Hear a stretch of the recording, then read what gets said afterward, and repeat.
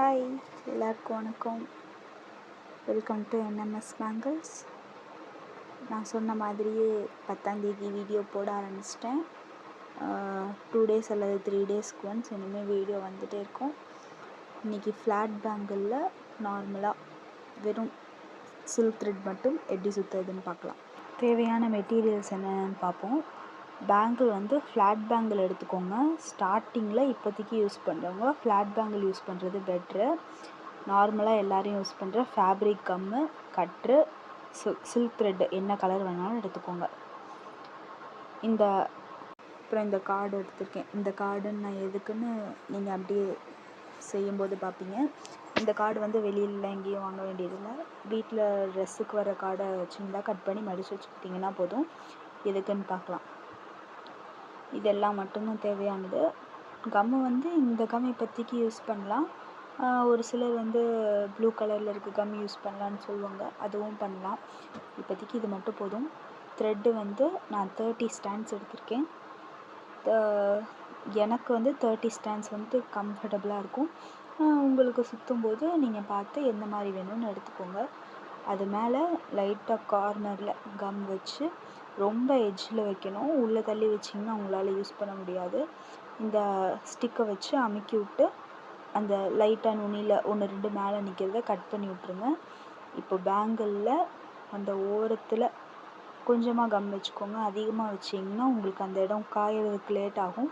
அப்புறம் சுற்ற முடியாது, நூல் எடுத்துக்கிட்டு வந்துடும். கரெக்டாக எட்ஜில் வச்சு உங்களுக்கு வளையலோட அளவு தெரியும், அதுக்கு தகுந்த மாதிரி வச்சு கம்மில் மேலே அப்படியே ஸ்பேஸ் தடவி விடுங்க. இப்போ அது கொஞ்சம் நேரம் காயட்டும். அப்படியே ஓரமாக வச்சிடலாம்.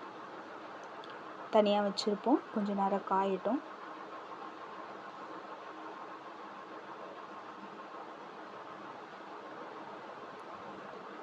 இப்போ ஓரளவுக்கு காஞ்சிருச்சு. நல்லா பாருங்கள். இந்த அளவுக்காவது காஞ்சிருந்தால் தான் உங்களால் சுற்ற முடியும், இல்லைன்னா நூல் எடுத்துக்கிட்டு வரும். நல்லா டைட்டாக பிடிச்சிக்கோங்க. நீங்கள் நூலை எந்த அளவுக்கு டைட்டாக பிடிக்கிறீங்களோ அந்த அளவுக்கு அழகாக உங்களுக்கு த்ரெட்டு உட்காரும். பொறுமையாக சுற்றுங்க, அவசரமாக சுற்றக்கூடாது. ஆனால் நல்லா டைட்டாக பிடிச்சிக்கணும். அதனால தான் நல்லா கம்மை காய வைக்கிறது. நான் இன்னும் ஒழுங்காக காய வைக்கலை, ஆனால் இன்னும் நல்லா காய வைக்கணும். நல்லா டைட்டாக இழுத்து பிடிச்சிக்கோங்க, கேப் இல்லாமல் சுற்றுங்க. பொறுமையாக சுற்றுங்க, அவசரப்பட வேண்டியதில்லை. பொறுமையாக சுற்றினாலே நீட்டாக வரும்.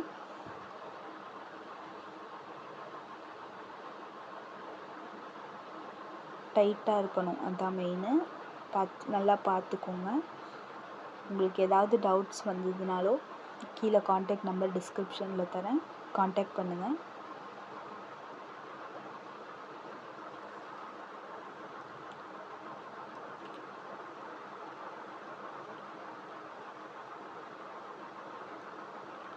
அவ்வளோதான், நம்ம சுற்றிட்டோம்.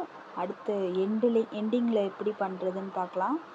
ஆனால் சுற்றுறது வந்து டைட்டாக இருக்கணும். நான் திரும்ப திரும்ப ஏன் சொல்கிறேன்னா, டைட்டாக இல்லைன்னா நூல் அசிங்கமாக தெரியும்.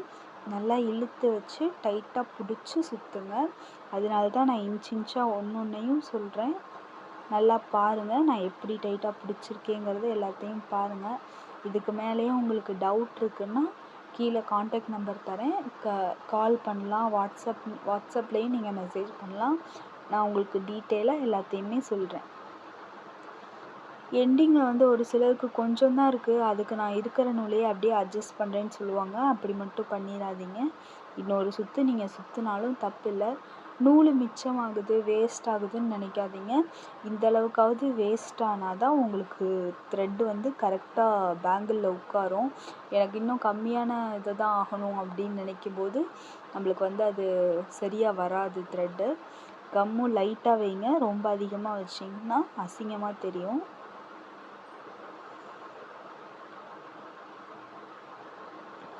நல்லா ஸ்ப்ரெட் பண்ணி விட்டுருங்க. அவ்வளோதான், பேங்கிள் செஞ்சு முடிச்சாச்சு.